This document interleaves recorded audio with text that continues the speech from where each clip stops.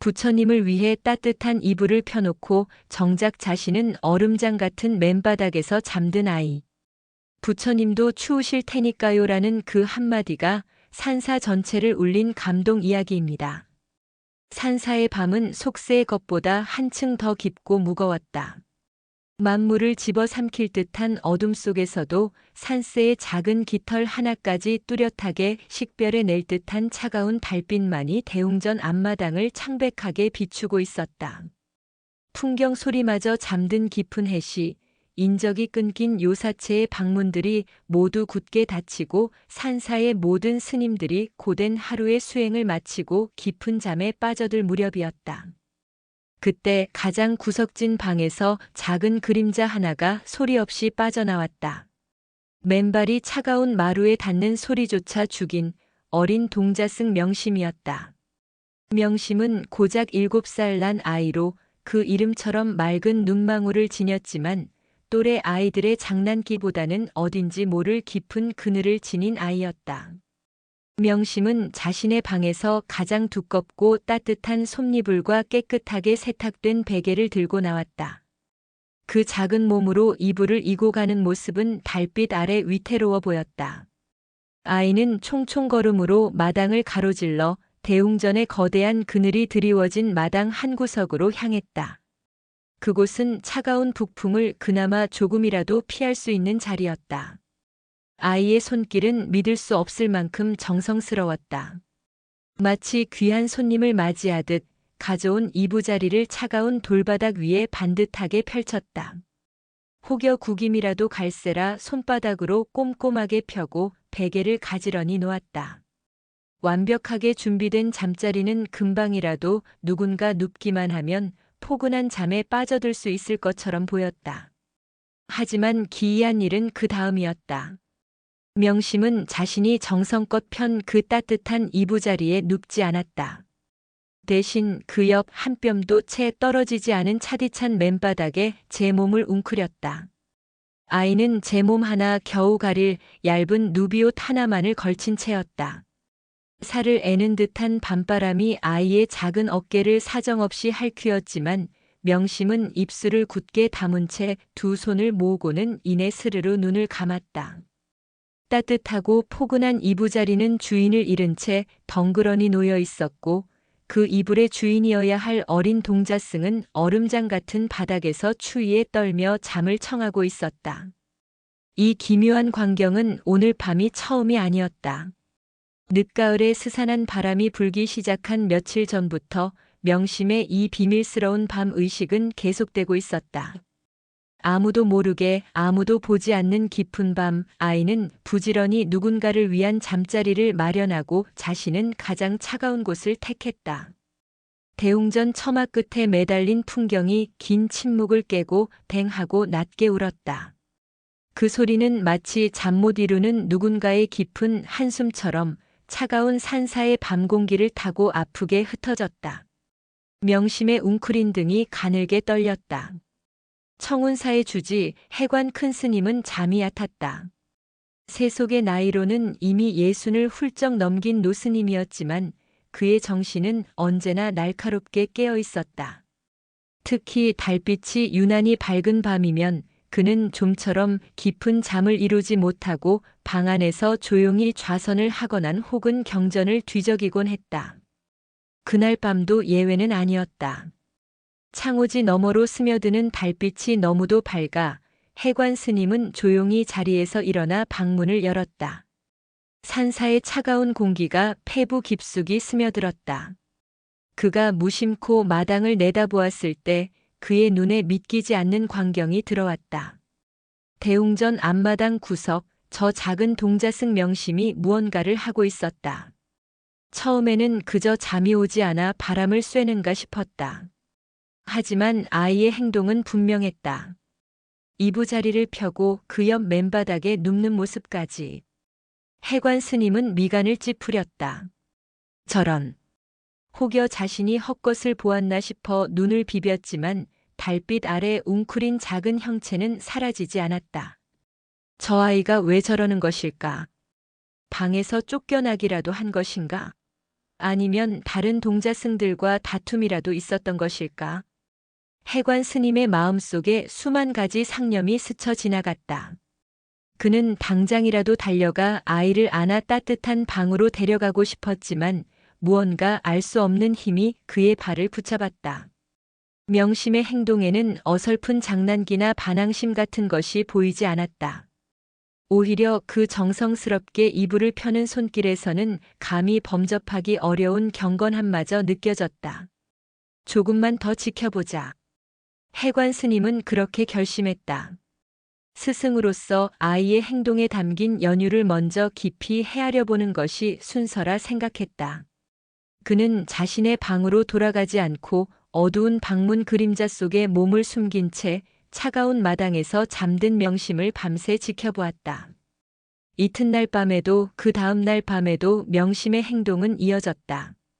날은 갈수록 추워져 이제는 새벽녘이면 마당의 물항아리에 살얼음이 잡힐 정도였다. 해관 스님의 걱정은 날로 깊어졌다. 저러다 어린아이가 큰 병이라도 얻으면 어찌할꼬. 며칠을 밤잠을 설친 해관 스님의 얼굴에는 수심이 가득 찼다. 그는 낮 동안 명심을 유심히 살폈다. 하지만 명심은 여느 때와 다름없이 맑은 얼굴로 공양간 일을 돕고 큰 스님들의 어깨를 주물렀으면 경전 공부에도 소홀함이 없었다. 낮에는 티 없이 맑은 아이가 어째서 밤마다 저리도 고된 수행 아닌 수행을 자처하는 것인지 노스님은 도무지 그 속을 알 길이 없었다. 그의 시선은 명심의 작은 등을 떠나지 않았다. 그 시선에는 스승으로서의 엄격함이 아닌 혹여 연약한 꽃잎이 설이라도 맞을까 염려하는 노인의 깊은 연민과 걱정이 담겨 있었다. 고요했던 산사의 작은 파문이 일기 시작한 것은 공양간을 담당하는 범진 스님이 그 광경을 목격하면서부터였다. 범진 스님은 매일 동이 트기 전 가장 먼저 일어나 쌀을 씻고 아궁이에 불을 지펴야 했다. 그날 새벽 여느 때처럼 어둠을 헤치고 공양간으로 향하던 범진 스님은 마당 구석의 이불 더미와 그 옆에 웅크린 명심을 보고 소스라치게 놀랐다. 아니 명심아, 내가 왜 여태 여기서 자고 있느냐? 범진 스님의 고함에 명심이 부스스 눈을 떴다. 아이의 얼굴은 밤새 들이킨 찬 공기에 파랗게 질려 있었고 입술은 바싹 말라 있었다. 명심은 당황한 기색이 역력했다. 자신의 비밀을 들켜버렸다는 두려움에 아이는 아무 말도 못하고 고개만 푹 숙였다. 범진 스님은 아이의 이마를 짚어보았다. 불덩이 같지는 않았지만 얼음장처럼 차가웠다. 이 녀석, 이러다 큰일 나겠다. 어서 방으로 들어가거라. 이게 웬 해괴한 짓이냐? 범진 스님은 아이의 등을 떠밀어 방으로 보냈지만 그 자신도 도무지 이해할 수 없는 상황에 고개를 저었다. 그리고 그날 아침 공양 시간 스님들이 모두 모인 자리에서 이 일이 화두에 올랐다. 글쎄 명심이가 마당에서 자고 있지 뭡니까? 그것도 아주 두꺼운 이불을 옆에 펴놓고서 말입니다.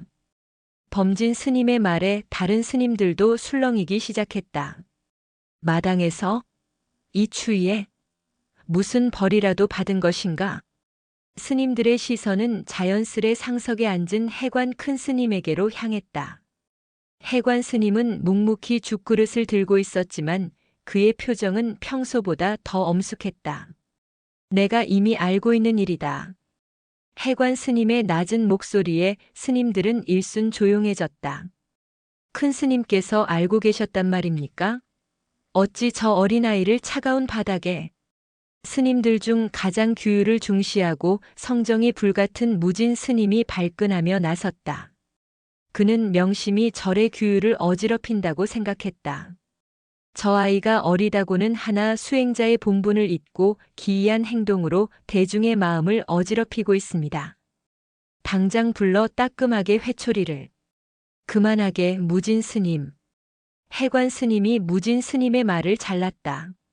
명심의 행동에는 분명 우리가 알지 못하는 깊은 연유가 있을 것이다.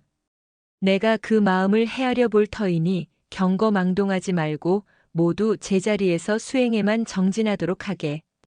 그리고 누구도 명심에게 이 일에 대해 묻거나 다그치지 말라. 큰 스님의 엄한 명령에 스님들은 더 이상 아무 말도 하지 못했지만 수군거림은 쉬이 가라앉지 않았다. 그날부터 명심을 바라보는 스님들의 시선에는 걱정과 의아함, 그리고 몇몇 책에서는 이해할 수 없는 아이라는 불편함이 섞여들기 시작했다. 명심은 그 시선들을 애써 피하며 그저 묵묵히 자신의 일을 할 뿐이었다. 시간은 속절없이 흘러 산의 나무들은 마지막 잎새까지 모두 떨구었다. 그리고 마침내 계절의 어목함을 알리는 첫서리가 산사마당에 하얗게 내려앉았다. 밤 공기는 이제 차갑다는 표현을 넘어 날카롭다고 해야 할 만큼 변해 있었다. 그날 밤 해관 스님은 도저히 잠을 이룰 수 없었다. 창밖으로 보이는 마당은 하얀 서리로 뒤덮여 마치 소금을 뿌려놓은 듯 했다. 저런 날씨에 아이가 또 밖에서 잠을 청한다면 해관 스님은 상상만으로도 가슴이 아려왔다. 아니나 다를까. 모두가 잠든 시각 요사체의 문이 열리고 명심이 다시 나타났다. 오늘은 평소보다 더 두꺼운 솜니부를 들고 있었다. 아이는 이미 마당 바닥이 얼마나 차가운지 아는 듯 이불을 펴기 전 마른 짚을 한 줌 가져와 바닥에 깔았다. 그리고 그 위에 이부자리를 폈다. 오늘따라 아이의 손길은 더욱더 정성스러웠다. 이불깃을 몇 번이고 매만지고 베개를 토닥여 가장 편안한 높이로 맞추었다. 마치 오늘 밤에는 그분이 꼭 오실 것이라 믿는 듯 했다. 그리고 명심은 여느 때처럼 그 이부자리 옆 하얗게 서리가 내린 맨바닥에 몸을 웅크렸다. 흡! 아이의 입에서 작은 신음이 새어나왔다. 아무리 수행자의 마음으로 견디려 해도 얼음장 위에 맨몸으로 눕는 고통은 어린아이가 감당하기 힘든 것이었다. 명심의 온몸이 사시나무 떨듯 떨리기 시작했다. 아이는 두 팔로 제 몸을 감쌌지만 서리에 냉기는 얇은 옷을 비웃기라도 하듯 파고들었다. 그 모습을 그림자 속에서 지켜보던 해관 스님의 눈가가 파르르 떨렸다. 더는 안 되겠다. 저것은 수행이 아니다. 저것은 어리석은 고집이며 자칫 아이의 생명을 앗아갈 수도 있는 위험한 행동이었다. 스승으로서 더 이상 방관할 수는 없었다. 해관 스님은 오늘 밤 기필코 명심의 그 기이한 행동을 멈추게 하고 그 연유를 밝혀내리라 다짐했다. 그는 천천히, 아주 천천히 그림자 밖으로 모습을 드러냈다. 해관 스님의 발이 마당의 서리를 밟는 소리가 사박, 사박 유난히 크게 울렸다. 추위에 떨며 막 잠이 들려던 명심이 그 소리에 화들짝 놀라 몸을 일으켰다. 눈앞에 서 있는 이는 달빛을 등지고 서 있어 표정은 보이지 않았지만 산사에서 가장 크고 엄한 해관 큰 스님이었다. 명심아.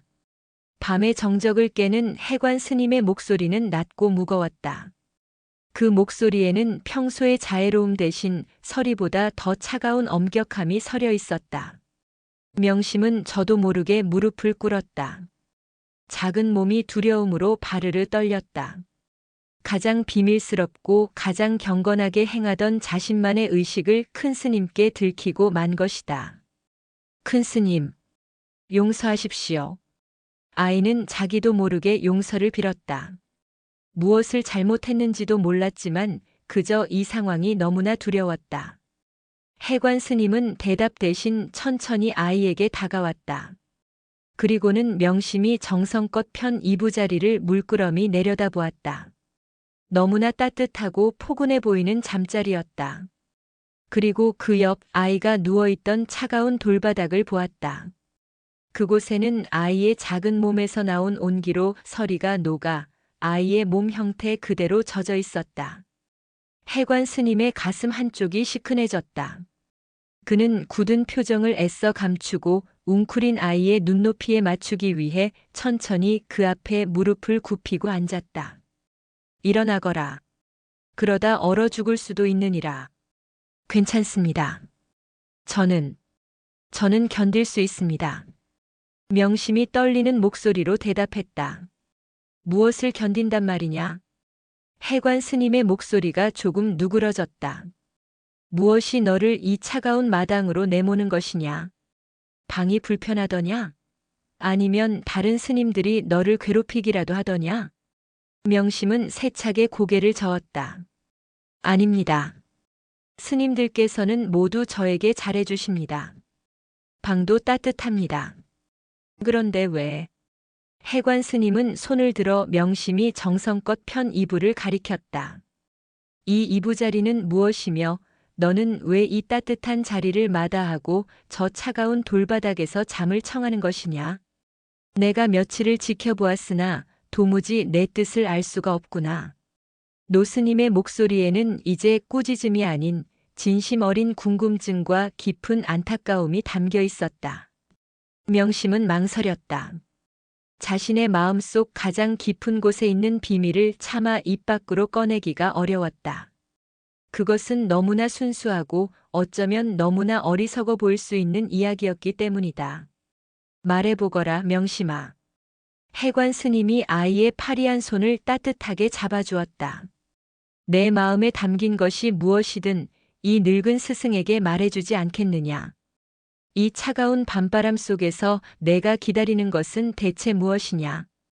명심은 자신을 바라보는 큰 스님의 깊은 눈을 올려다보았다. 그 눈에는 자신을 향한 걱정과 믿음이 담겨 있었다. 명심은 마침내 용기를 내어 입을 열었다.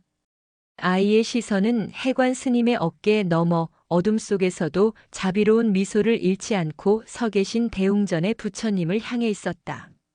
저는 부처님을 기다리고 있습니다. 해관 스님의 귓가에 명심의 목소리가 얼음 조각처럼 날아와 박혔다. 저는 부처님을 기다리고 있습니다. 부처님을 기다린다고? 해관 스님은 순간 자신의 귀를 의심했다.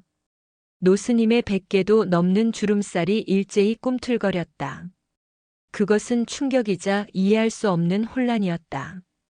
그는 수십 년간 이 산사에서 부처라는 이름을 수만 번도 더 입에 올렸고 그분의 가르침을 수천 번도 더 설파했다. 하지만 지금 이 7살배기 아이가 말하는 부처님은 그가 평생을 바쳐 탐구해온 경전 속의 법신이나 화신과는 전혀 다른 존재처럼 들렸다. 명심아, 해관 스님이 마른 입술을 떼며 물었다. 그의 목소리는 자신도 모르게 가늘게 떨리고 있었다. 그것이 무슨 말이더냐? 부처님이라니. 부처님은 저기 대웅전 법당 안에 좌정에 계시지 않느냐? 노스님의 손끝이 대웅전의 굳게 닫힌 문을 가리켰다. 저 안에는 금빛으로 빛나는 자비로운 미소를 머금은 삼존불이 어둠 속에서도 위엄을 잃지 않고 앉아 계셨다. 명심은 고개를 저었다. 아이의 맑은 눈망울이 설이 내린 달빛을 받아 유난히 반짝였다. 아닙니다, 큰 스님. 아니라니? 저기 법당 안에 계신 부처님께서는 따뜻한 법당 안에 계시니 괜찮으십니다.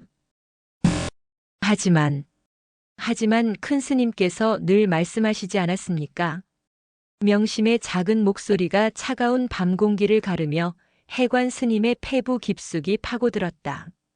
부처님께서는 저 법당 안에만 머무시는 것이 아니라 그 자비로운 마음으로 이 산사 구석구석 저 아래 잠든 마을까지 단 한순간도 쉬지 않고 굽어 살피신다고 하셨습니다.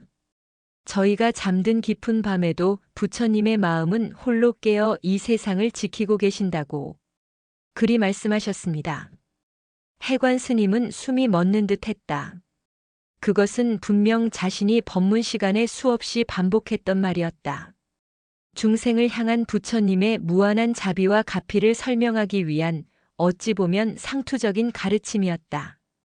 그는 그 말을 지식으로 설파했고 다른 스님들은 그 말을 지식으로 받아들였다. 하지만 이 아이는, 이 순수한 영혼은 그 말을 사실로 받아들인 것이다. 명심의 목소리가 이어졌다. 아이는 이제 두려움을 잊은 듯 자신의 진심을 다해 또박또박 말했다. 그래서 생각했습니다. 아이는 자신이 정성껏 펴놓은 솜니부를 손으로 가리켰다. 밤새도록 이 차가운 산바람을 맞으시며 저희를 지켜보시려면 부처님께서는 얼마나 추우시겠습니까? 쿵. 해관 스님의 심장이 거대한 종에 부딪힌 듯 무겁게 울렸다. 추우시다니. 감히 부처님께서 추우시다니. 수십 년의 수행, 수만 번의 독경. 그는 부처님의 지혜가 얼마나 위대한지, 그분의 가르침이 얼마나 심오한지에 대해서는 밤을 새워 이야기할 수 있었다. 하지만 단 한 번도 단 한순간도 중생을 지켜보시는 부처님의 추위에 대해서는 생각해 본 적이 없었다. 그에게 부처님은 고통을 초월한 위대한 깨달음의 상징이었지, 이 차가운 밤 공기에 몸을 떠실 존재가 아니었다. 이불을 덮어드릴 수는 없지만 명심이 울먹이며 말을 이었다. 잠시라도, 아주 잠시라도 이 산바람을 피해서 따뜻한 아랫목처럼 편히 몸을 누이실 수 있도록. 그래서 제가 부처님 잠자리를 마련한 것입니다. 아이는 자신이 누워있던 차가운 돌바닥을 가리켰다. 부처님께서 혹시라도 오셨는데 제가 이 따뜻한 이불을 덮고 자고 있으면 부처님께서 미안해하실까봐. 그래서 저는 그 옆에서 자는 것입니다. 부처님, 어서 이리 오셔서 쉬시라고 말씀드리려고요. 해관 스님은 더 이상 아무 말도 할 수 없었다. 그는 부처를 공부하려 했고 저 아이는 부처를 사랑하고 있었다. 그는 부처의 가르침을 따르려 했고 저 아이는 부처의 고단함을 걱정하고 있었다. 무엇이 진정한 수행인가? 무엇이 진정한 믿음인가? 수십 년간 쌓아 올린 노스님의 지식과 깨달음의 탑이 7살 동자승의 순수한 진심 한마디에 와르르 무너져 내렸다. 그 무너진 폐허 속에서 가장 따뜻하고 가장 근원적인 무언가가 눈물처럼 솟아올랐다. 해관 스님은 대답 대신 자신의 몸에 걸치고 있던 두꺼운 누비 장삼을 벗었다. 그리고는 서리가 내려 하얗게 변한 돌바닥 위에 웅크리고 앉은 명심의 작은 어깨를 말없이 감싸 안았다. 아이의 몸은 얼음장처럼 차가웠지만 그 품 안에서 느껴지는 온기는 그 어떤 화로보다도 뜨거웠다. 방으로 들어가자꾸나. 노스님의 목소리는 쇠가 갈리듯 심하게 잠겨 있었다. 그는 차마 아이를 안아들지 못했다. 그 작은 몸이 너무나 무겁고 너무나 거룩하게 느껴졌기 때문이었다. 그는 그저 아이의 손을 잡고 자신의 방으로 가장 따뜻한 아랫목으로 아이를 이끌었다. 마당 한 구석 주인을 기다리는 빈 이부자리는 그 밤 따라 유난히 따뜻한 김을 피워 올리는 듯 했다. 해관 스님은 명심을 자신의 방 가장 따뜻한 아랫목에 눕혔다. 아이는 긴장이 풀린 탓인지 아니면 그동안 쌓인 피로 탓인지 따뜻한 이불에 눕자마자 금세 새근새근 잠이 들었다. 해관 스님은 아이의 잠든 얼굴을 한참이나 내려다보았다. 그 평온한 얼굴에서 그는 자신이 평생을 찾아 헤맨 부처의 미소를 보았다. 스님은 조용히 방문을 닫고 나와 자신의 작은 선방으로 향했다. 달빛이 창호지를 뚫고 들어와 방 안을 환하게 비추었다. 그는 방석 위에 가부좌를 틀고 앉았지만 좀처럼 화두에 집중할 수가 없었다. 머릿속이 온통 명심의 그 한마디로 가득 찼다. 부처님께서는 얼마나 추우시겠습니까? 그 말은 해관 스님의 영혼을 뒤흔드는 거대한 죽비 소리였다. 그는 눈을 감았다. 눈앞에 지난 60년의 세월이 스쳐 지나갔다. 10살 남짓한 나이에 출가하여 당대 최고의 율사들과 선사들을 찾아다니며 가르침을 구했다. 8만 대장경을 독파하고 화엄과 법화의 심오한 이치를 깨우쳤다며 사람들의 존경을 받았다. 이 청운사의 주지가 되어 수백 명의 대중을 이끌며 법을 설파했다. 그는 언제나 가르치는 입장이었고 깨우침을 주는 스승이었다. 하지만 오늘 밤 그는 깨달았다. 자신의 깨달음이 얼마나 차갑고 얼마나 오만한 것이었는지를. 그는 자비를 입에 달고 살았다. 중생의 고통을 함께 아파하는 것이 자비라 가르쳤다. 그러나 정작 그는 고통받는 중생을 가르침의 대상으로 보았을 뿐 그들의 살을 애는 추위를 자신의 추위로 느껴본 적이 없었다. 그는 이해하려 했을 뿐 함께 아파하지 못했던 것이다. 그런데 저 어린아이는 글자도 채 다 깨우치지 못한 저 명심은 감히 인간의 상상을 초월한 부처님의 고단함과 추위를 헤아렸다. 나는 해관 스님의 두 눈에서 뜨거운 것이 흘러내렸다. 나는 평생을 부처님의 말씀을 읽고 있었구나. 하지만 저 아이는 부처님의 마음을 느끼고 있었던 것이다.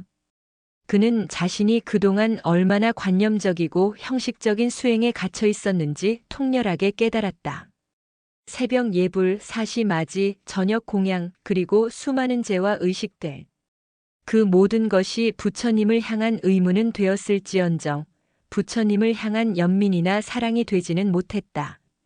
그는 부처님을 위대한 스승으로 존경했지만 단 한 번도 그 스승의 지친 어깨를 주물러드리고 싶다는 생각을 하지 못했던 것이다. 부끄럽구나. 실로 부끄럽기 짝이 없구나. 노스님은 두 손으로 얼굴을 감쌌다. 굵은 눈물줄기가 거친 손등을 타고 하염없이 흘러내렸다. 그것은 후회의 눈물이자 참회의 눈물이었다. 그리고 동시에 이제라도 가장 순수하고 근원적인 가르침을 만났다는 감격의 눈물이기도 했다. 7살 동자승이 평생을 수행에 바친 노스님에게 가장 크고 무거운 깨달음을 안겨준 것이다. 깨달음은 경전의 심오한 구절 속에 있는 것이 아니라 차가운 바람 속에서 타인의 추위를 걱정하는 그 마음 속에 있었다. 해관 스님은 한참을 소리 없이 울었다. 창밖에 달빛이 서서히 기울고 얕은 먹구름이 달을 가리기 시작했다. 날씨가 더욱더 추워지려는 모양이었다. 해관 스님은 눈물을 닦고 일어났다. 그리고는 자신의 방에서 가장 두꺼운 솜니부를 하나 더 꺼내 들었다. 그는 명심이 잠든 방문을 조용히 열고 아이가 추울세라 이불을 더 덮어주었다. 그리고 자신은 선방의 차가운 바닥에 가사 한 장만을 깔고 앉았다. 그는 오늘 밤 잠들지 않기로 했다. 명심이 걱정했던 그 부처님의 추위를 자신도 조금이나마 함께 느껴보고 싶었기 때문이었다. 다음 날 밤 산사의 어둠은 더욱더 짙고 차가워졌다. 금방이라도 한방눈이 쏟아질 듯 하늘은 낮게 가라앉아 있었다. 명심은 어김없이 자신의 방을 나섰다.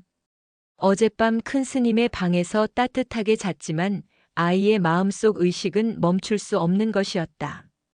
부처님은 오늘 밤에도 어김없이 추우실 것이기 때문이었다. 아이는 오늘도 이부자리를 들고 마당 구석으로 향했다. 그리고 그 모습을 두 쌍의 눈이 지켜보고 있었다. 하나는 해관 스님의 방에서 새어나오는 따뜻하고 염려스러운 시선이었다. 그는 명심을 막지 않았다. 저 순수한 발언을 어른의 염려로 막는 것 자체가 또 다른 폭력임을 깨달았기 때문이었다. 그는 그저 아이가 무사하기를 빌며 지켜볼 뿐이었다. 하지만 다른 하나의 시선은 정반대의 방향에서 날아오고 있었다. 그것은 얼음장처럼 차갑고 날카로운 시선이었다. 그 시선의 주인은 규율과 원칙을 담당하는 무진 스님이었다. 며칠 전 아침 공양 시간에 명심의 기행을 질타하려다 해관 스님에게 제지당했던 바로 그 스님이었다. 무진 스님은 해관 스님이 아이를 너무 감싸고 돈다고 생각했다. 어린 수행자일수록 초기에 엄격한 규율로 다스려야 그릇된 길로 빠지지 않는다고 믿는 강철 같은 원칙주의자였다. 또 시작이군. 무진 스님은 어둠 속에서 입술을 비틀었다. 그는 명심의 행동이 대중의 화합을 깨고 수행 분위기를 흐린다고 굳게 믿고 있었다. 큰 스님께서 너무 무르시단 말이야.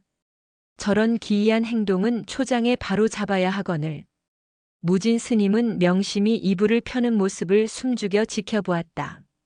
그리고 마침내 아이가 이불 옆 차가운 바닥에 웅크리고 눕는 순간을 포착했다. 저런, 저것은 수행이 아니라 망상이다. 무진 스님의 눈에 명심의 행동은 그저 어리석은 아이의 고집, 혹은 더 나아가 귀신에라도 홀린 듯한 기괴한 짓으로밖에 보이지 않았다. 부처님은 법신이시라 형상도 없고 보신이시라 고통도 초월하셨거늘 어찌 감히 부처님을 속세의 필부처럼 여겨 잠자리가 필요하다는 망발을 행하는가. 이는 부처님을 모독하는 크나큰 불경이다. 무진 스님은 더 이상 참을 수 없었다. 저 아이를 당장 꾸짖어 이 그릇된 망상에서 깨어나게 하는 것이 자신의 소임이라 생각했다. 그는 얼어붙은 분노를 안고 그림자 밖으로 성큼 걸어나갔다. 내 이놈 명심아. 내가 지금 감히 누구의 명을 어기고 또다시 이런 해괴한 짓을 벌이는 것이냐. 호랑이의 포효와도 같은 고함이 고요한 산사를 뒤흔들었다. 명심은 벼락이라도 맞은 듯 자리에서 벌떡 일어났다. 눈앞에는 금강역 사상처럼 무서운 표정을 한 무진 스님이 서 있었다. 아이는 공포에 질려 아무 말도 못하고 파르르 떨었다. 내가 홀린 것이냐 아니면 미친 것이냐? 감히 부처님을 욕보이다니. 당장 그 이불을 치우고 내 방으로 돌아가지 못할까? 무진 스님이 이불을 발로 걷어차려던 순간이었다. 그만두게. 어둠 속에서 무진 스님의 고함보다 더 무겁고 낮은 목소리가 울려 퍼졌다. 해관 스님이 천천히 모습을 드러냈다. 그의 얼굴은 달빛 하나 없는 어둠 속에서도 이상하리만치 밝게 보였다. 큰 스님. 무진 스님이 놀라 돌아보았다. 보셨지 않습니까? 저 아이가 또다시. 내가 저 아이를 지켜보고 있었네. 해관 스님이 무진 스님의 말을 잘랐다. 지켜보고 계셨단 말입니까? 그런데도 이 불경한 짓을 막지 않으셨습니까? 무진 스님은 도저히 이해할 수 없다는 듯 목소리를 높였다. 해관 스님은 무진 스님에게 다가가지 않았다. 대신 공포에 질려 울음을 터뜨리기 직전인 명심에게 다가가 아이의 작은 어깨를 감싸 안았다. 마치 무진 스님의 얼어붙은 시선으로부터 아이를 보호하려는 듯이. 무진 스님. 해관 스님이 입을 열었다. 스님이 말하는 불경이란 대체 무엇인가? 그것은 부처님의 가르침을 돌덩이에 새겨놓고 그것이 전부인 양받드는 것이 불경인가? 아니면 살아 숨쉬는 부처님의 고단함을 헤아려 따뜻한 잠자리를 마련하는 것이 불경인가? 해관 스님의 목소리는 조용했지만 그 안에는 감히 거역할 수 없는 천근의 무게가 실려 있었다. 무진 스님은 순간 말문이 막혔다.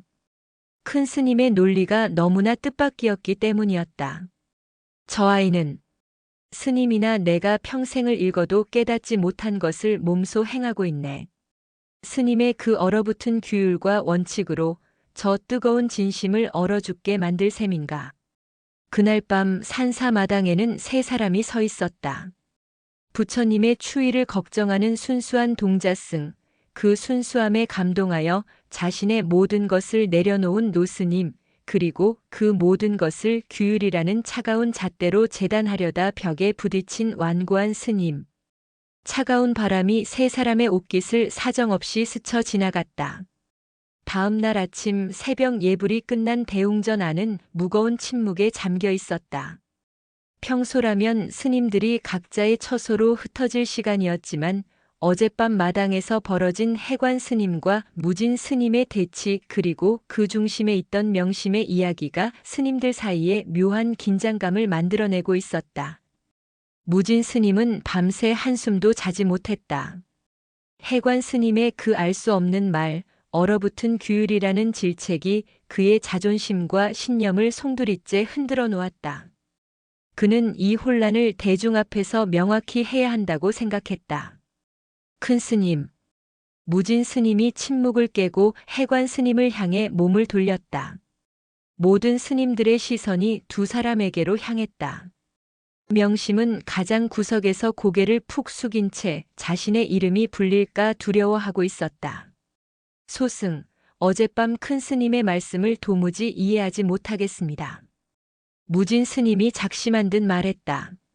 명심의 행동이 어찌하여 뜨거운 진심이 되며 소승의 충정이 어찌하여 얼어붙은 규율이 되는 것입니까? 그의 목소리는 대웅전의 높은 천장을 울렸다. 아이가 망상에 사로잡혀 있음을 바로 잡아주는 것이 스승의 도리가 아닙니까? 부처님은 형상이 없으시며 시공을 초월한 진리 그 자체이시거늘 어찌 추위를 논할 수 있단 말입니까? 이는 명백한 무진 스님. 해관 스님이 조용히 일어섰다. 그는 법상 앞으로 나아가 가만히 서 있는 금빛 부처님을 올려다보았다. 그리고 천천히 모든 대중을 향해 돌아섰다. 스님들은 경전에서 무엇을 배웠는가? 해관 스님의 법문은 그렇게 예고 없이 시작되었다. 우리는 중생의 아픔을 내 아픔처럼 여기라 배웠네. 아귀도의 굶주림을, 축생도의 어리석음을, 지옥도의 고통을. 그들의 고통을 함께 아파하는 것이 보살의 길 잡이라 배웠네. 스님들은 모두 숨을 죽인 채 해관 스님의 말에 귀를 기울였다. 허나 해관 스님의 목소리가 낮고 힘있게 울려 퍼졌다.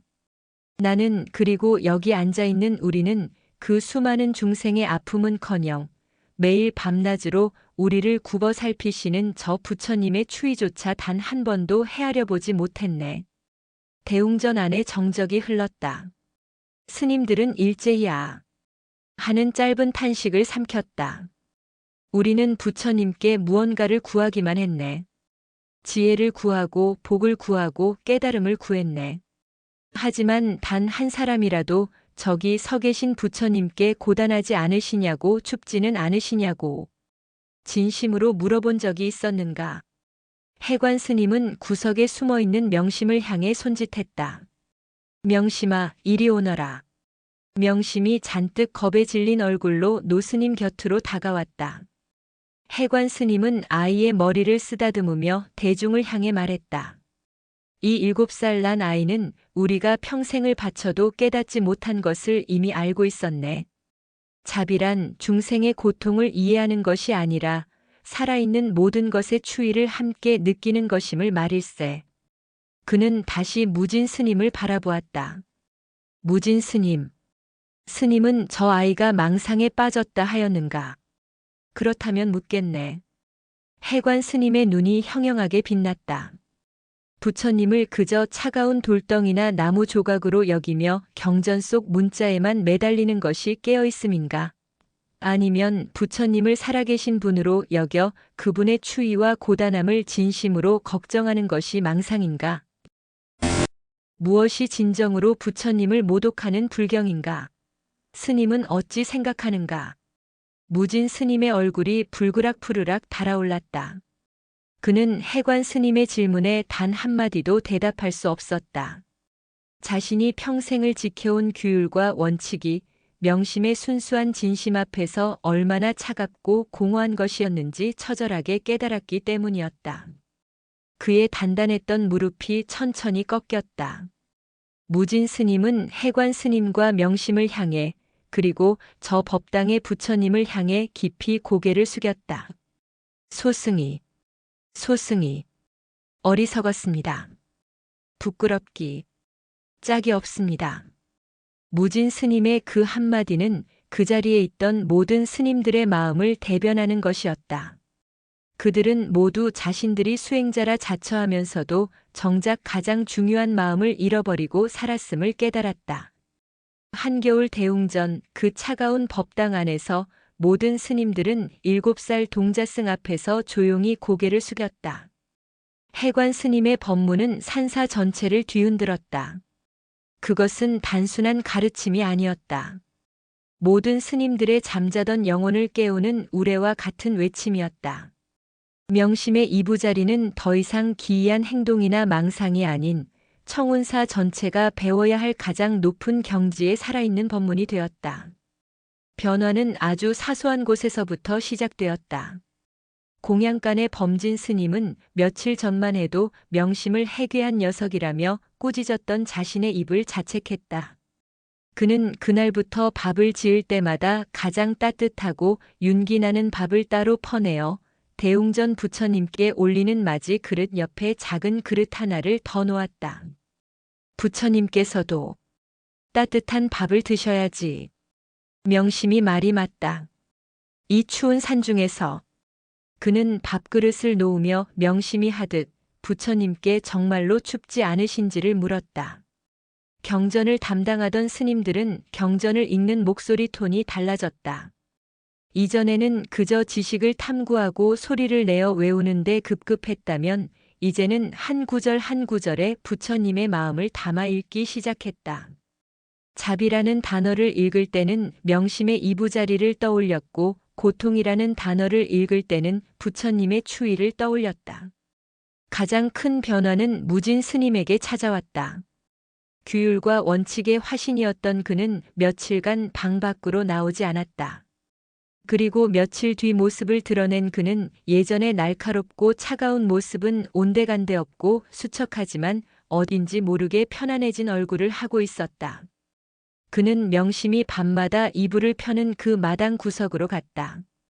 그리고는 아이가 힘들까봐 자신이 먼저 마른 짚을 두툼하게 깔아주고 바람이 들이치지 않도록 작은 바람막이까지 세워주었다.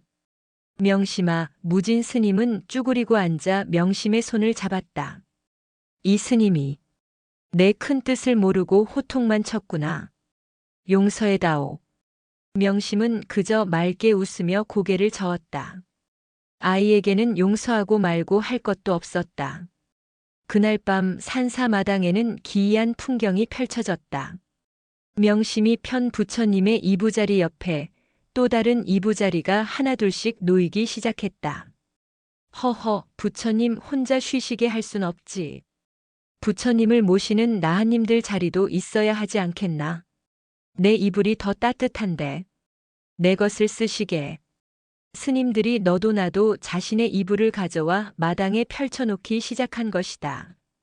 해관 스님은 그 모습을 보며 파한대소했다. 이 사람들아, 그러다 다 같이 감기 들겠네. 부처님께서는 따뜻한 이불보다 자네들의 그 따뜻한 마음 한 자락이면 족하실 걸세. 스님들은 그제야 머리를 극적이며 웃었다. 산사는 그 어느 때보다 따뜻한 온기로 가득 찼다. 그날 밤 해관 스님은 자신의 방에서 밤하늘을 바라보았다. 눈발이 하나둘씩 흩날리기 시작했다. 첫눈이었다. 그때 방문이 조용히 열리고 명심이 작은 머리를 들이밀었다. 아이의 손에는 따뜻한 찻잔이 들려 있었다. 큰 스님, 날이 많이 춥습니다. 부처님 자리 옆은 바람이 많이 붑니다. 해관 스님은 순간 가슴이 먹먹해졌다. 이 아이는 부처님의 추위를 걱정하더니 이제는 자신을 지켜보는 이 늙은 스승의 추위까지 걱정하고 있었다. 아이의 자비심은 부처와 중생을 가리지 않고 그저 추운 존재 모두를 향해 있었다. 해관 스님은 찻잔을 받아들었다. 뜨거운 온기가 손바닥을 타고 심장까지 전해졌다. 그래, 명심아. 노 스님이 아이를 끌어안았다. 오늘 밤은 이 스승도 너와 함께 저 마당에서 부처님을 기다려야겠다. 이 차가 식기 전에 우리도 부처님의 따뜻한 벗이 되어드리자꾸나. 하얀 눈이 흩날리는 산사마당, 부처님을 위해 정성껏 마련된 빈 이부자리 옆에 늙은 스승과 어린 제자가 어깨를 맞대고 앉아 세상에서 가장 따뜻한 밤을 맞이하고 있었다. 하늘이 열렸다. 늦가을의 스산한 바람이 아니라 창끝처럼 날카로운 겨울의 숨결이 불어왔다. 그리고 마침내 잿빛 하늘에서 하얀 솜씨앗 같은 것들이 하나둘 흩날리기 시작했다. 첫눈이었다. 산사의 마당은 순식간에 얇은 흰색 비단으로 뒤덮였다. 명심이 정성껏 편 이부자리 위에도 그 옆 차가운 돌바닥 위에도 눈은 공평하게 내려앉았다. 명심은 찻잔을 든 채 해관 스님을 바라보았고 해관 스님은 그런 명심을 바라보며 미소 지었다.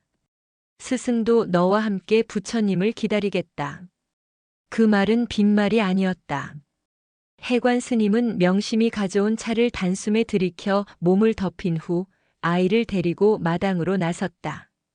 명심이 부처님을 위해 마련한 그 이부자리 옆 아이가 늘 눕던 바로 그 차가운 돌바닥에 노스님은 자신의 가사를 반으로 접어 깔았다.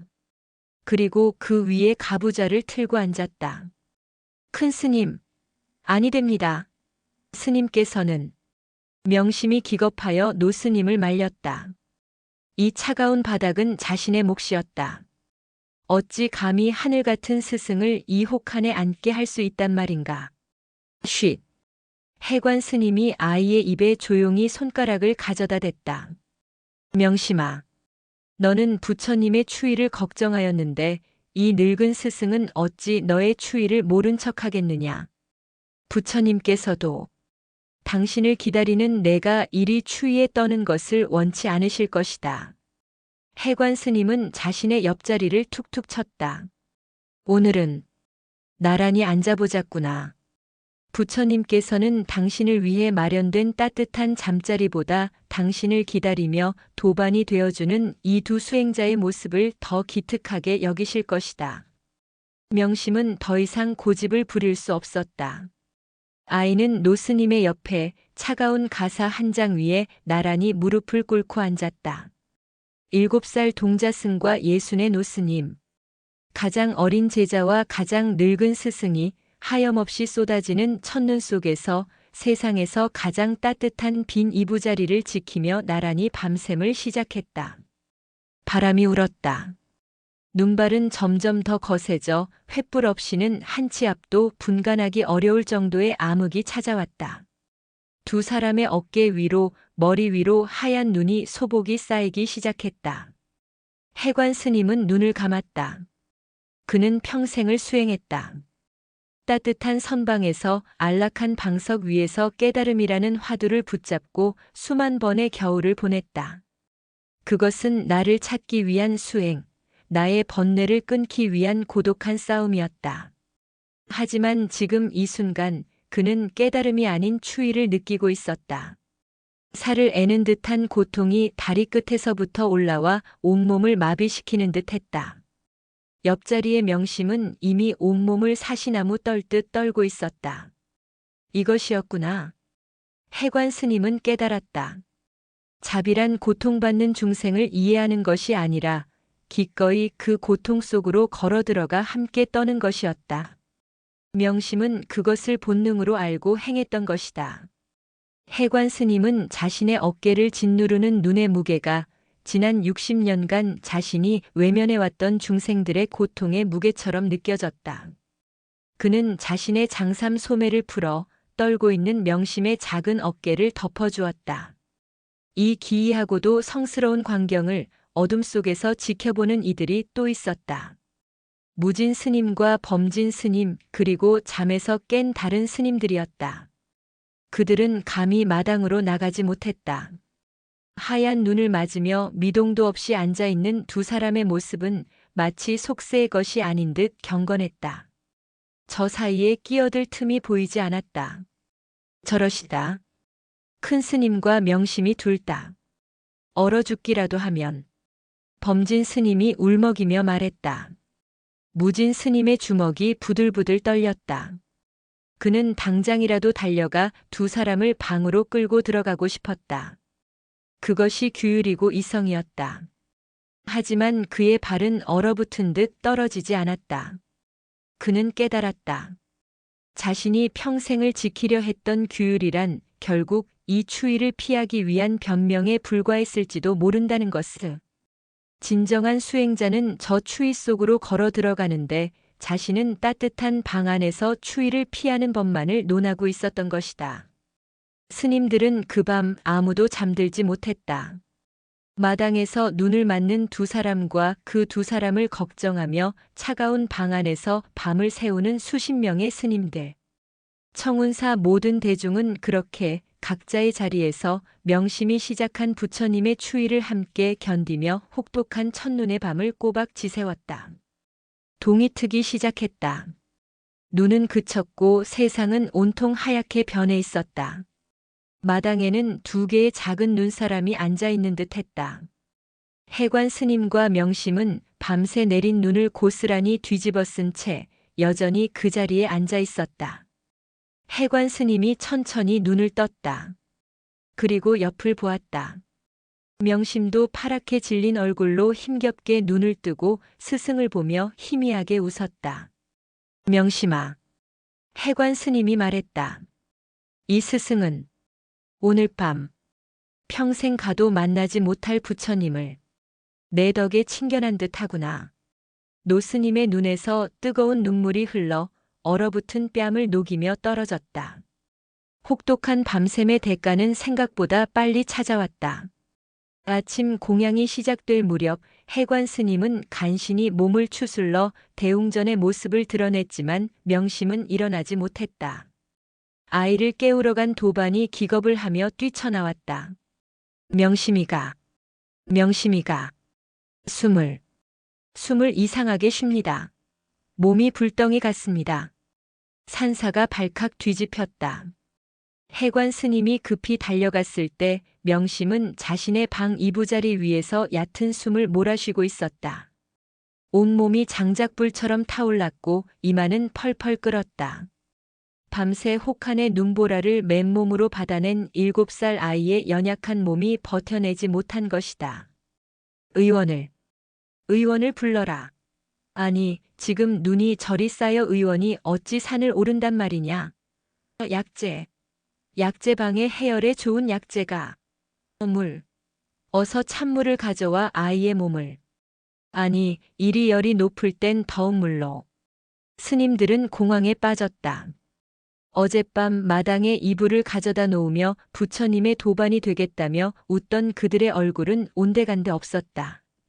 눈앞에 어린 생명이 위태로워지자 그들이 쌓아 올린 수행과 깨달음은 속수무책으로 무너져 내렸다. 그들은 그저 겁에 질린 평범한 사내들에 불과했다.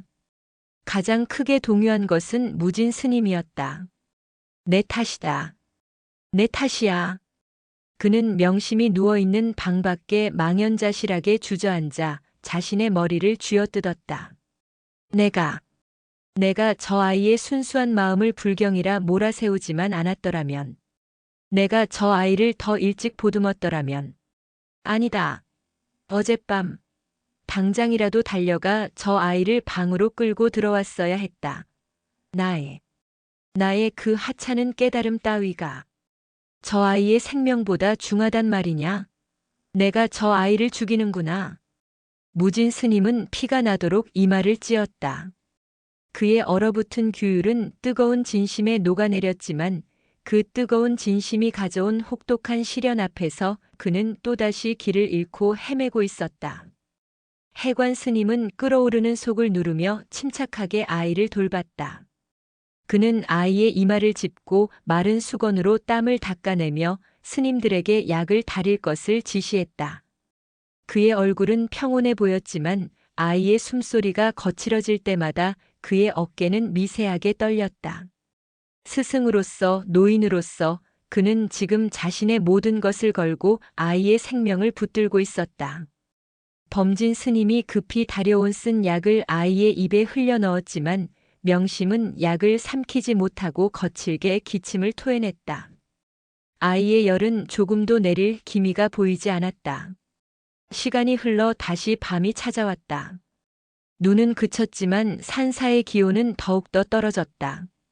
명심의 방은 모든 스님들이 가져온 화로와 수추로 후끈했지만 아이의 몸에서 이는 불길을 잡기에는 역부족이었다.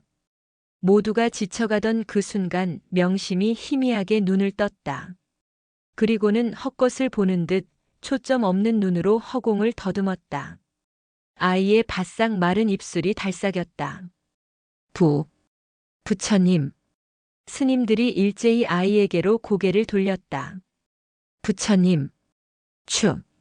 추우실 텐데. 이불. 누가 이불 펴드려야 하는데.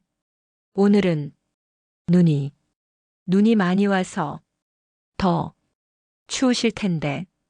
명심은 마지막 남은 힘을 다해 이불에서 손을 빼내려 버둥거렸다. 마치 지금 당장이라도 마당으로 뛰쳐나가야 한다는 듯이. 그 순간 방 안에 있던 모든 스님들의 심장이 얼어붙었다. 무진 스님은 그 자리에 무너져 내렸다. 범진 스님은 들고 있던 물그릇을 떨어뜨렸다. 해관 스님은 두 눈을 질끈 감았다. 이것은 대체 무엇인가? 죽음의 문턱에 서 있는 이 어린아이는 자신의 고통은 아랑곳하지 않고 오직 자신을 지켜줄 수 없는 저 차가운 허공에 계실 부처님의 추위만을 걱정하고 있었다. 스님들은 일제히 고개를 떨궜다. 그들은 지금까지 명심의 순수함에 감동했다. 그들은 명심의 행동을 흉내내며 자신들도 무언가를 깨달았다고 착각했다. 하지만 아니었다. 그들은 지금 자신들의 가장 깊은 곳에 숨겨진 이기심과 마주하고 있었다. 그들은 명심이 아프자 두려워했고 명심이 죽을까봐 걱정했으며 이 일로 인해 자신들이 비난받을까 전전긍긍했다. 그들의 모든 걱정은 나에게서 시작되어 나에게서 끝났다. 그러나 저 아이는 이 순간까지도 나는 없고 오직 타인 부처님의 고통만을 생각하고 있었다. 그것은 감동이 아니었다. 그것은 거대하고 무자비한 망치였다. 스님들은 자신들의 위선과 오만이 이 순수한 영혼 앞에서 산산조각 나는 것을 느꼈다. 가장 먼저 울음을 터뜨린 것은 무진 스님이었다. 강철 같던 산에 규율의 화신이었던 그의 어깨가 어린아이처럼 들썩였다. 부끄럽습니다. 부끄럽습니다. 그의 울음은 전염되었다. 방 안에 있던 모든 스님들이 자신들의 차가운 마음을 통렬히 참회하며 소리 죽여 울기 시작했다. 그것은 청운사 스님들이 평생을 수행해도 얻지 못했던 가장 깊고 아픈 깨달음의 눈물이었다. 모두 고개를 드시게. 스님들의 처절한 통곡 소리 사이로 해관 스님의 낮고 젖은 그러나 강철 같은 힘이 실린 목소리가 울려 퍼졌다. 그는 감았던 눈을 뜨고 자신의 눈물을 거칠게 닦아냈다. 그의 눈은 핏발이 서붉게 충혈되어 있었지만 그 어느 때보다 깊고 맑은 빛을 토해내고 있었다.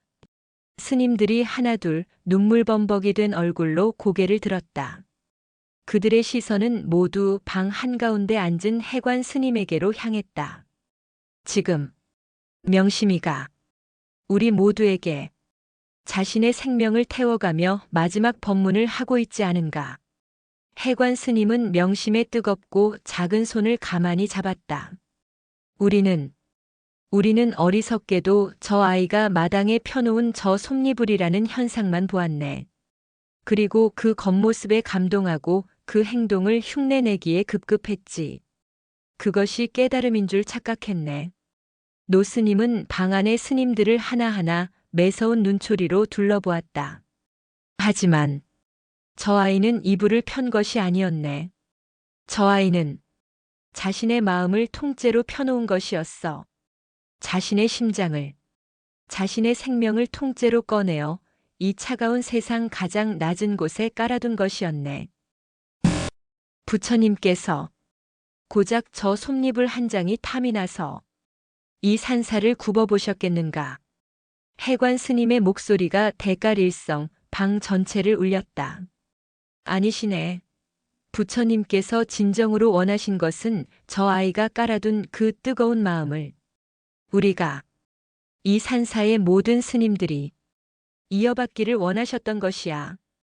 해관 스님은 자리에서 벌떡 일어섰다.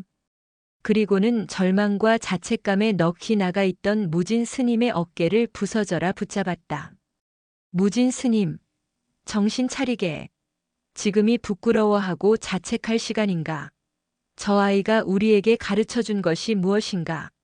자신의 목숨을 던져 타인의 추위를 덮어주는 자비가 아니었는가? 지금 저 아이에게 가장 필요한 것이 무엇인가? 우리의 자비가 아닌가? 무진 스님의 텅 비었던 눈에 그제야 희미한 빛이 돌아왔다. 명심이가 그토록 걱정하던 부처님의 추위가 지금 어디에 있다고 생각하는가? 해관 스님은 명심이 누워있는 이부자리를 손가락으로 거칠게 가리켰다. 바로 여기 있네. 지금 이 순간 열병에 신음하며 타인의 고통을 걱정하는 저 명심이가.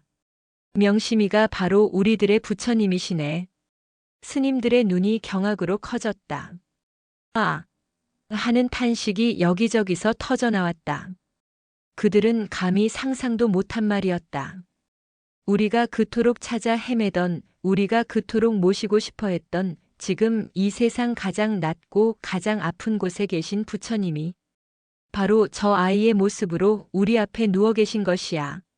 스님들은 이제껏 부처님을 대웅전 법당한 황금빛으로 빛나는 위엄 있는 상징으로만 생각했다.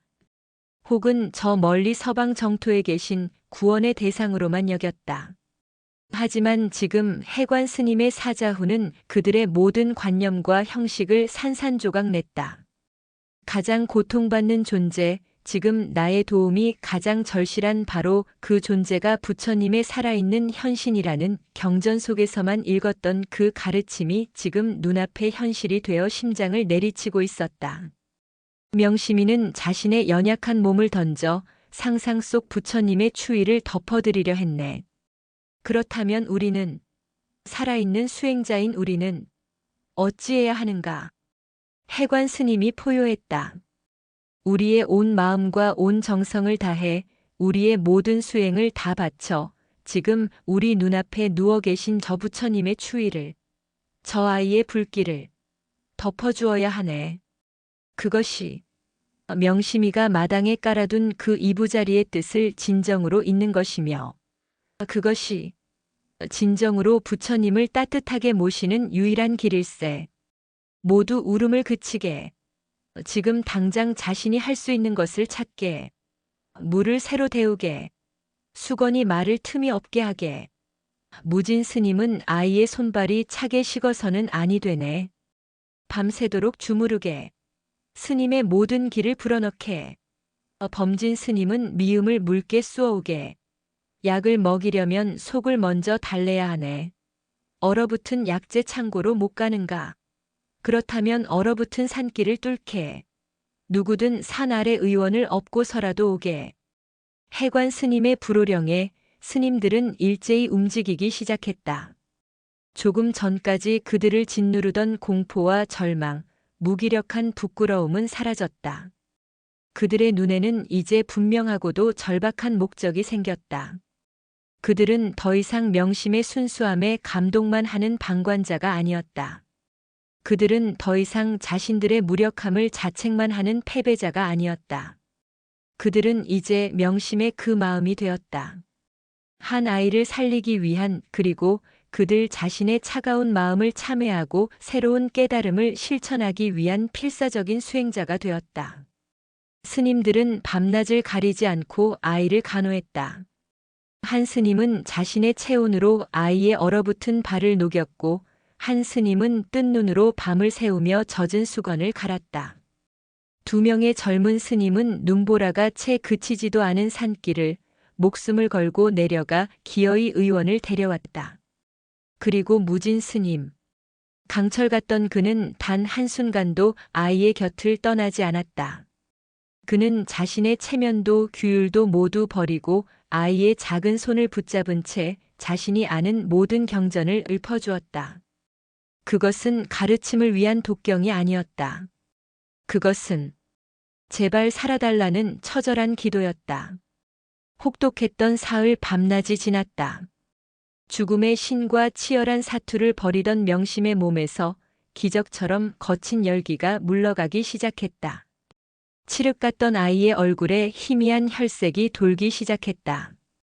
나흘째 되던 날 새벽 아이가 땀으로 흠뻑 젖은 눈을 천천히 떴을 때 가장 먼저 보인 것은 며칠간 면도도 하지 못해 수염이 덥수룩하게 자란 채 자신의 손을 꼭 잡은 채 꾸벅꾸벅 졸고 있는 무진 스님의 지친 얼굴이었다.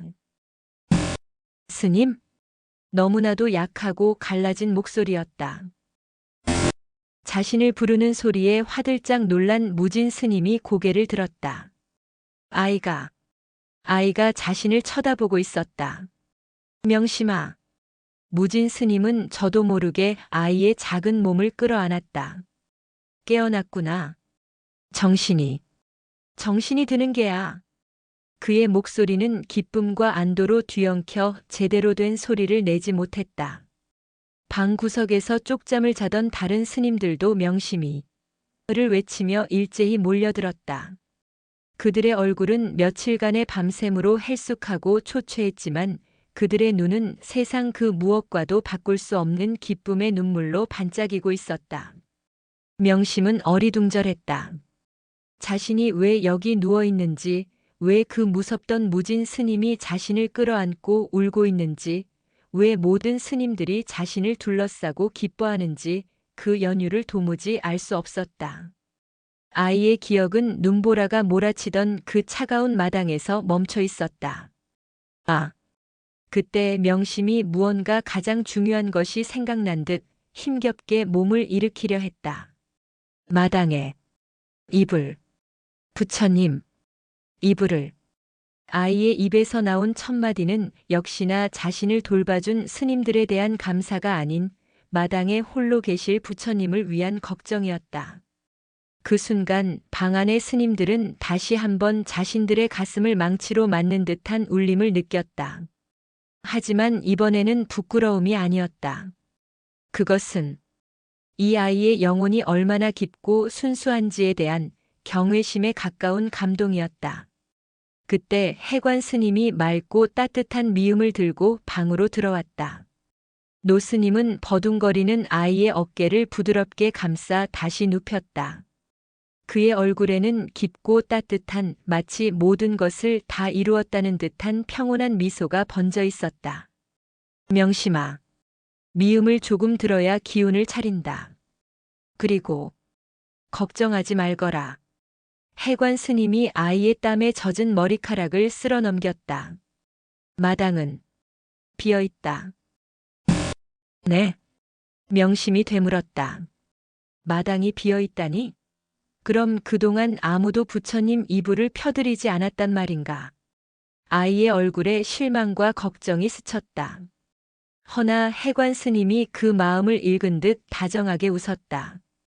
부처님께서는 아마도 이 청운사가 세워진 이래 가장 따뜻하고 가장 편안하고 가장 배부른 밤을 보내고 계실 것이다.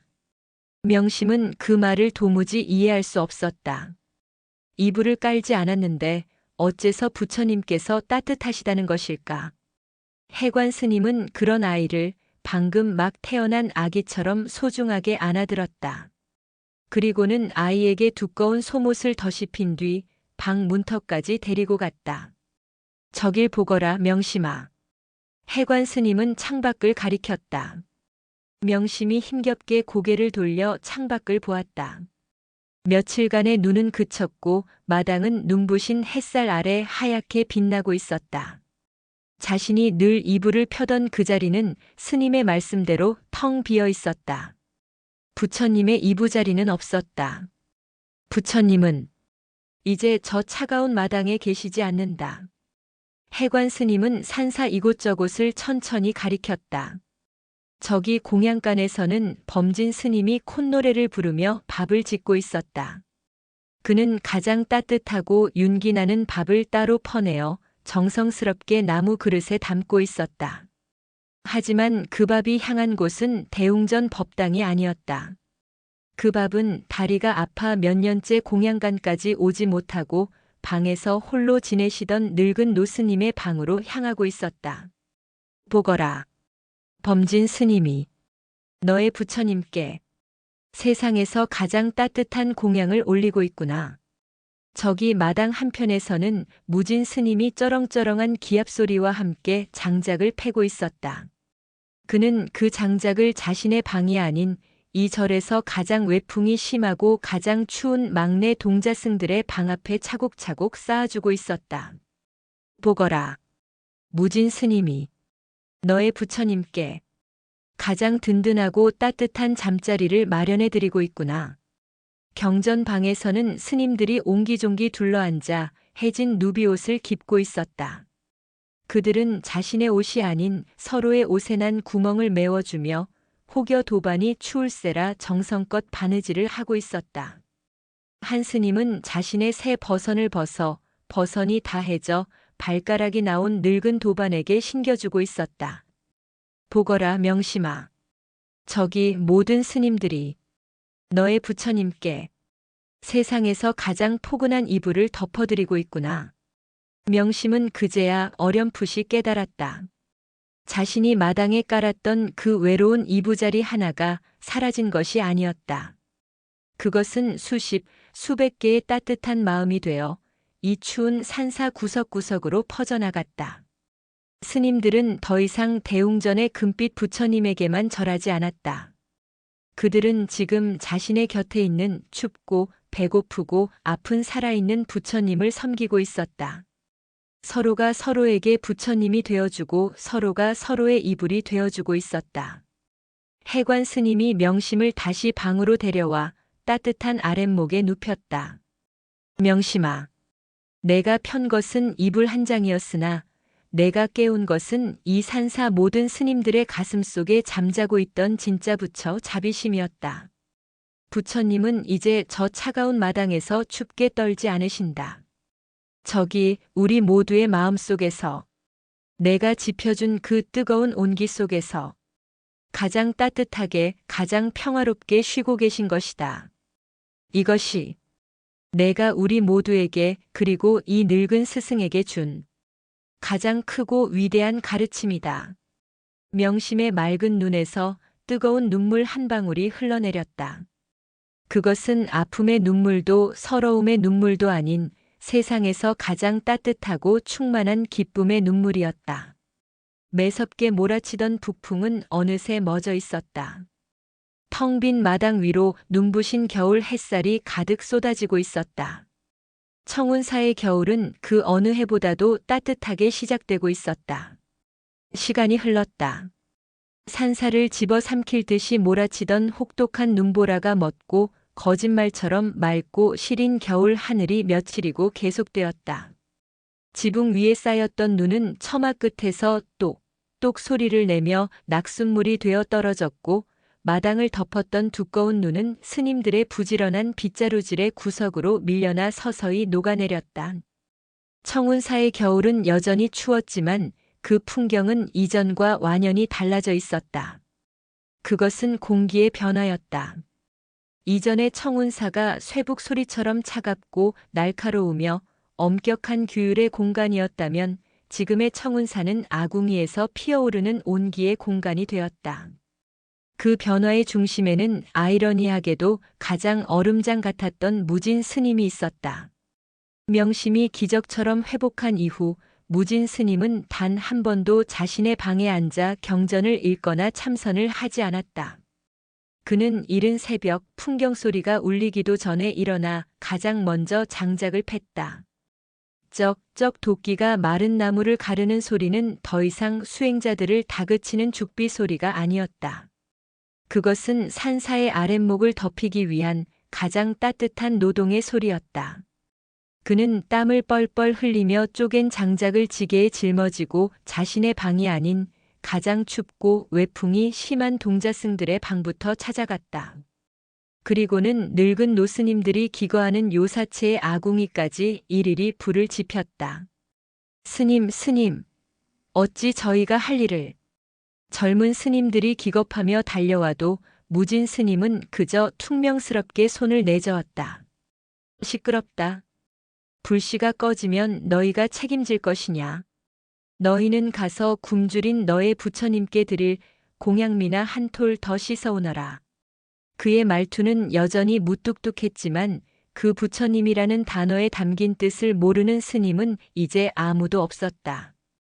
그의 거칠고 투박한 손은 이제 규율의 죽비를 잡는 손이 아니라 도반의 언발을 녹이는 땔감을 나르는 가장 따뜻한 손이 되어 있었다.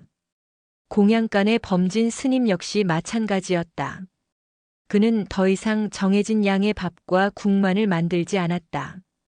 그의 공양간은 언제나 따뜻한 김이 피어올랐고 한밤중에도 묽은 죽이나 뜨거운 숭늉이 준비되어 있었다. 이것은 누구의 것이오? 늦은 밤 경전을 읽다 허기를 느낀 스님이 묻자 범진 스님은 빙그레 웃으며 답했다.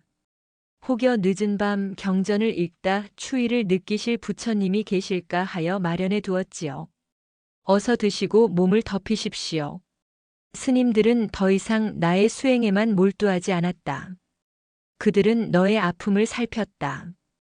해진 버선을 기워주고 낡은 속옷을 덧대어주며 서로의 언손을 잡아주었다. 그들은 해관 스님이 일깨워준 대로 바로 자신의 곁에 있는 춥고 배고프고 아픈 도반이 바로 자신이 평생을 찾아 헤맨 살아있는 부처님임을 깨달았던 것이다. 그리고 그 모든 변화의 시작이었던 명심. 아이는 며칠을 더 푹 쉬고 나서야 겨우 기력을 되찾았다. 따뜻한 미음과 스님들의 극진한 간호 덕분에 아이의 뺨에는 다시 엷은 혈색이 돌기 시작했다. 방 안에만 있던 것이 답답했던 어느 날 오후 명심은 스님들 몰래 자신의 방을 빠져나왔다. 따사로운 겨울 햇살이 마당을 비추고 있었다. 아이는 자신도 모르게 그 익숙했던 자리로 발걸음을 옮겼다. 대웅전 앞마당 구석. 자신이 매일 밤 부처님을 위해 이부자리를 펴던 그곳이었다. 하지만 그곳은 텅 비어 있었다.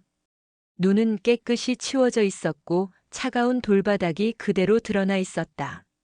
자신이 그토록 정성껏 마련했던 솜니불도 베개도 없었다. 그날 밤 해관 스님과 함께 눈을 맞던 그 자리에는 아무것도 남아있지 않았다. 명심의 작은 가슴이 쿵 하고 내려앉았다. 아이는 불안해졌다. 내가 아파서 며칠을 누워있는 동안 아무도 부처님 잠자리를 봐드리지 않은 것인가? 스님들은 다 잊어버리신 것인가? 그럼 부처님께서는 그 춥고 무서운 눈보라 속에서 어디서 주무셨단 말인가? 아이의 맑은 눈에 다시 그렁그렁 눈물이 고이기 시작했다. 스님들이 자신을 간호해 주신 것은 너무나 감사했지만 그 때문에 모두가 부처님을 잊었다면 그것은 자신이 원한 것이 아니었다. 스님, 큰 스님. 명심은 울먹이며 해관 스님의 방으로 달려갔다. 해관 스님은 낡은 경전을 펴놓고 조용히 눈을 감고 있었다. 큰 스님, 어찌, 무슨 일이냐 명심아. 몸은 다 나은 것이냐? 해관 스님이 놀라 아이를 맞았다. 마당에 이불이 없습니다. 명심이 다급하게 외쳤다. 아무도 부처님 잠자리를. 해관 스님은 아이의 그 순수한 절규를 듣고 잠시 말을 잇지 못했다. 그리고는 세상에서 가장 인자한 미소를 지으며 아이의 손을 꼭 잡았다. 그래, 마당에는 이불이 없지. 당연히 없어야 하고 말고. 네, 어찌. 이리 오너라. 해관 스님은 명심을 데리고 다시 그 빈 마당으로 나갔다. 겨울 햇살이 두 사람을 따뜻하게 비추고 있었다. 명심아, 내가 처음 이곳에 이불을 편 뜻이 무엇이었느냐? 그야, 부처님께서 추우실까봐. 그래, 부처님의 추위를 내가 덮어드리고 싶었던 게지. 해관 스님은 가만히 고개를 끄덕였다. 그리고는 저 멀리 장작을 패는 무진 스님을 가리켰다. 저길 보거라. 무진 스님이 보이느냐? 네. 무진 스님이 지금 무엇을 하고 있느냐? 장작을 패고 있습니다. 저 장작은 누구를 위한 것이더냐? 어린 동자승들과 늙으신 스님들을 위한 것이라 들었습니다. 그래. 무진 스님은 지금 가장 추운 곳에 있는 부처님께 당신의 몸을 태워 가장 따뜻한 이불을 덮어드리고 있는 것이다. 해관 스님은 다시 공양간에서 밥을 푸는 범진 스님을 가리켰다. 저기 범진 스님은 무엇을 하고 있느냐? 밥을 푸고 계십니다. 저 밥은 누구를 위한 것이더냐? 배고픈 부처님을 위한 것이라. 그렇다 명심아. 해관 스님은 아이의 눈높이에 맞춰 몸을 낮추고 아이의 작은 어깨를 두 손으로 감쌌다. 너는 너는 저 마당에 솜잎을 한 장을 편 것이 아니었느니라. 너는 이 청운사 모든 스님들의 얼어붙은 마음을 한꺼번에 덮을 수 있는 하늘만큼이나 거대하고 태양보다 더 뜨거운 자비의 이불을 편 것이었어. 네. 내가 편 그 마음의 이불을 이제 이 산사의 모든 스님들이 저마다 한 조각씩 나누어 가진 것이다. 그래서 그 이불로 자신의 곁에 있는 춥고 아프고 배고픈 부처님들을 저렇게 덮어주고 있는 것이지. 이제 알겠느냐? 해관 스님이 미소를 지었다. 내가 깔아둔 그 이불 한 장은 사라진 것이 아니다. 그것은 수백 장의 이불이 되어 이 산사 구석구석 모든 스님들의 마음속에 가장 따뜻하게 펼쳐져 있는 것이다. 그러니 부처님께서 어찌 추우시겠느냐? 아마 지금쯤 너무나 따뜻하고 포근하여 깊은 잠에 드셨을지도 모를 일이다. 명심은 그제야 어렴풋이 큰 스님의 말씀을 알아들을 수 있었다. 아이는 고개를 들어 산사를 둘러보았다. 엄격하고 무서웠던 무진 스님이 이제는 동자승에 해진 신발을 꿰매주고 있었다. 늘 정해진 양만 내어주던 범진 스님이 한 스님의 그릇에 따뜻한 국을 한 국자 더 퍼주고 있었다. 스님들은 더 이상 서로를 수행의 경쟁자로 보지 않았다. 그들은 서로를 내가 모셔야 할 부처님으로 바라보고 있었다. 자신이 깔았던 작은 이불 하나가 이 모든 것을 가능하게 했다는 것이 믿기지 않았다. 명심의 얼굴에 아픔이 가신 뒤 처음으로 환한 미소가 피어올랐다. 그날 밤 산사는 다시 깊은 어둠과 정적에 잠겼다. 명심은 자신의 방 따뜻한 아랫목에서 곤히 잠들어 있었다. 그런데 그때 옆방에서 그리고 그 옆방에서 콜록콜록 하는 거친 기침 소리가 들려왔다. 명심이 조용히 눈을 떴다. 그 기침 소리는 며칠간 자신을 간호하고 또 쉬지 않고 장작을 패고 불을 지피느라 단 하루도 편히 쉬지 못했던 무진 스님의 방에서 나는 소리였다. 명심은 가만히 귀를 기울였다. 무진 스님은 잠을 자지 못하고 있었다. 열병은 자신이 앓았는데 그 후유증은 마치 무진 스님이 앓는 듯 했다. 명심은 잠시 망설였다. 그리고는 조용히 아주 조용히 자신이 덮고 있던 그 따뜻한 솜이불을 걷었다. 아이는 맨발로 차가운 마루를 밟고 소리 없이 무진 스님의 방문 앞으로 다가갔다. 그리고 틈새로 안을 들여다보았다. 무진 스님은 방에 불도 켜지 않은 채 차가운 벽에 기대어 앉아 거친 기침을 애써 삼키고 있었다. 자신을 돌보느라 그리고 다른 스님들을 돌보느라 정작 자신의 몸은 돌보지 못했던 것이다. 명심은 가만히 방문을 열었다. 누구냐? 무진 스님이 쇠가 갈리는 목소리로 물었다.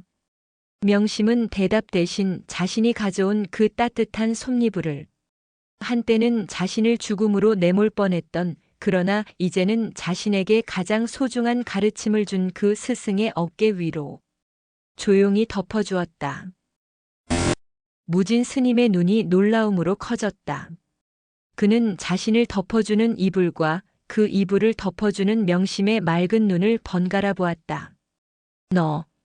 너, 명심아, 내 이불이 아니냐? 이러면 내가 춥지 않으냐? 명심은 그저 환하게 웃었다. 스님, 아이가 말했다. 저는 괜찮습니다. 저는 이제 하나도 춥지 않습니다. 그리고 그 모든 광경을 해관 스님이 자신의 방 문틈으로 말없이 지켜보고 있었다. 그는 자신이 처음 명심이 마당에서 자는 것을 보았던 그날 밤처럼 그림자 속에 서 있었다. 노 스님은 보았다. 자신이 평생을 찾아 헤맨 깨달음이 지금 저 어두운 방 안에서 가장 순수하고 가장 따뜻한 빛으로 타오르고 있음을. 한 아이가 부처님을 위해 편 이불은 산사 전체를 덮었고 이제 그 아이는 자신을 꾸짖었던 스승을 위해 자신의 이불을 기꺼이 내어주고 있었다. 해관 스님은 두 손을 조용히 모았다. 그리고는 차가운 달빛이 비치는 빈 마당을 향해서도 대웅전의 부처님을 향해서도 아닌 지금 막 무진 스님의 방에서 맨발로 걸어 나와 자신의 추운 방으로 총총 뛰어들어가는 저 작은 동자승의 뒷모습을 향해 가장 깊고 가장 경건한 합장을 올렸다. 그해 겨울 청운산은 그 어느 해보다 춥고 긴 겨울을 맞이했지만 그 산사에 머무는 모든 이들의 마음은 천 개의 태양이 뜬 것처럼 따뜻했다.